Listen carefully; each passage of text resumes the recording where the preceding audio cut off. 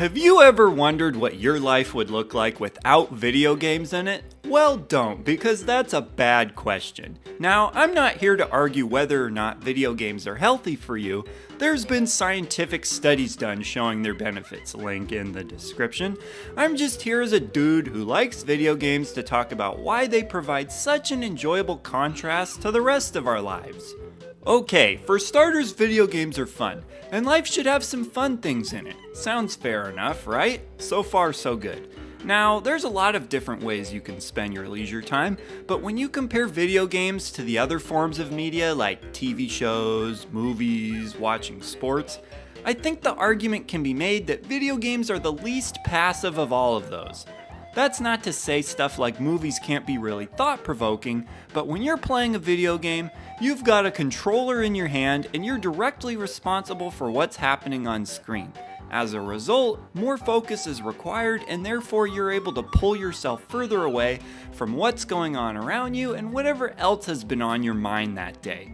Not to mention, whichever video game you're playing is likely very different from what goes on in your daily life.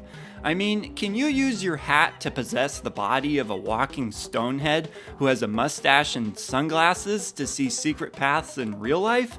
Probably not. That's the benefit of video games, though. You can do things that just aren't realistic or even possible in real life. Because of this, we're able to experience the unrestricted creativity of what these talented game designers can come up with. Sure, this is similar to why a lot of people enjoy movies or TV shows, but again, it's that active agency we have that makes it such a unique experience. I should probably mention that moderation is certainly key to our enjoyment. Like anything, you can only do so much of it before it burns you out and starts to cut into your enjoyment. I think most gamers know this though. You don't want to be the person who's like, yeah, I played way too many video games today and did nothing else. In fact, you don't really want to do anything that's going to add a negative aspect to your game time, like getting angry while you play. This is a big reason why people avoid frustratingly difficult games. If you're going to play difficult games, the challenge needs to be considered enjoyable and not a nuisance. Otherwise, you're just ruining the experience for yourself and defeating the purpose.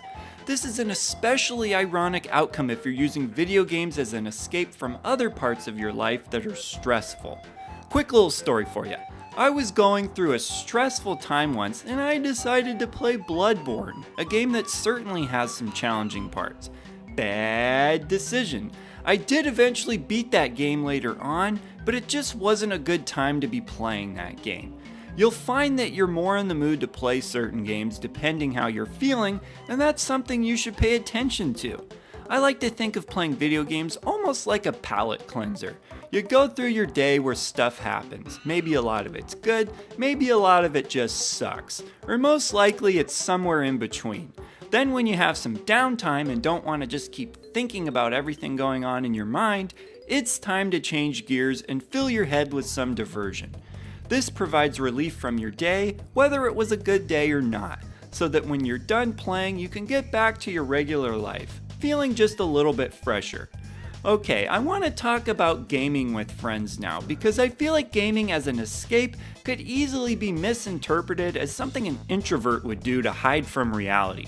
While I'm sure that does happen, video games are often a huge point of bonding amongst fellow enthusiasts. I mean, most of the friends I've made in my life have a shared interest of video games. They bring people together. Not only can you play multiplayer games together, but you can discuss shared experiences of playing certain games individually and bond in that way. Playing video games with friends can serve as an escape from the pressures of socializing with people and some of the other ways that may be more intimidating or demanding. Think about it. What is one of the easiest activities you can do with another person? That's right, watch a movie. You are literally just sitting in a dark room, not looking at or saying a single word to the person you are with. Video games are a nice step up from this because you're interacting with the same game together. And the topic of conversation is simple. You just make comments about what you're doing in the game. Then, once you get comfortable enough, you can even look at the other people you're trying to socialize with. No, not creepy. My point is that it's a very socially relaxing activity. Usually involves a lot of laughing too. And laughing is a great release if you ask me. So whether you're by yourself or with friends, video games are a great escape. This is my take on the subject, but I know that a lot of you can have very personal reasons for why gaming is such a good release or escape. So as always, let's hear those answers in the comments, and I will see ya in the next video.